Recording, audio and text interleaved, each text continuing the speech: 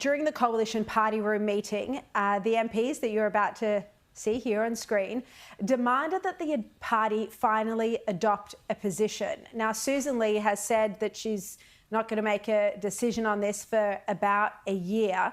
Now, Hollie, I know you support Susan Lee, and I've been extremely critical of her, but the truth is the party can't wait a year to have a position on net zero or an energy policy. They can't hold the government to account unless they know what they stand for. Look, and I understand what you're saying on this issue, and I actually saw Susan. I was in Canberra on Sunday night for my last ever Senate event, which was great. Got a lovely pewter mug or goblet. Well, congratulations. But, you know, there is this sort of overarching issue there. Look, I don't think we're going to get to net zero by 2050, and I don't think anyone with half a brain in this country thinks it's actually going to happen.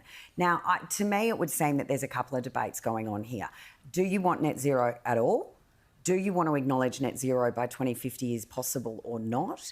And then have a look at how you might want to achieve net zero, but you might want to do it in a timeframe that's sustainable for Australian industry, businesses and families to actually make a transition there without destroying every rural and regional community in its wake. And that's, you know, where it's at.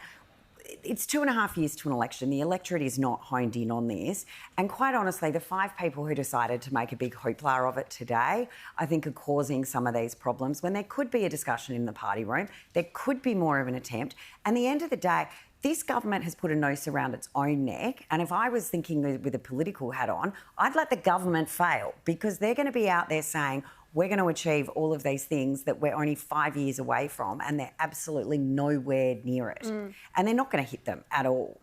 And look, I might be very unpopular for saying this, but the Liberals had a mountain to climb last election and they went backwards. So I think it's 6 years of opposition unless, you know, Albanese completely implodes, unfortunately, and therefore this Labor government is going to have to wear when the transition should take place. That is exactly the point, what you just said. It's 6 years unless Albanese implodes, because the coalition is not holding the government. I don't think this is the issue. Because the coalition is not holding the government to account. But if they think net zero is the issue rather than the state of the energy market... Yeah, the energy policy is the issue. Let's bring in James now. James, you're at the Daily Telegraph Bush Summit. What are you hearing from farmers about this issue?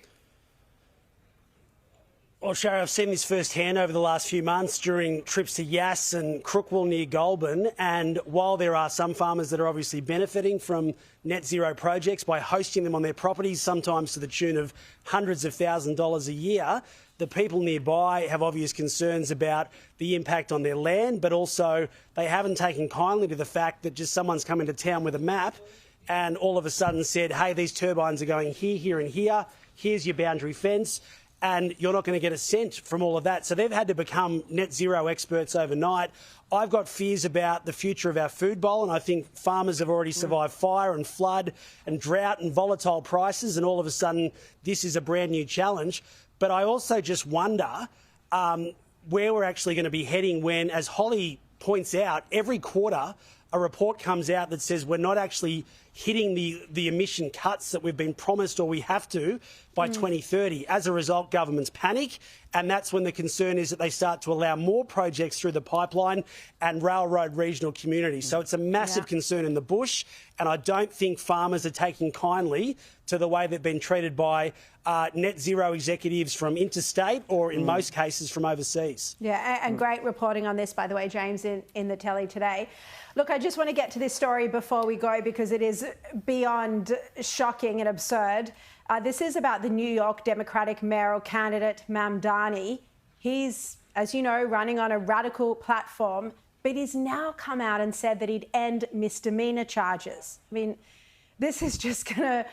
This is so radical that it'll turn New York basically into San Francisco, Hollie. Well, and this is what's happening in San Francisco. People are just walking into stores and helping themselves because there's no penalty. If I think it's $100 is the value. So if you steal things for less than worth $100, there's no penalty whatsoever. So shopkeepers are having to keep everything locked up because people can just walk in, take what they want and walk out, and there's absolutely no penalty. It's anarchy that's coming to pass. And this guy's nuts. I mean, he is dead set insane.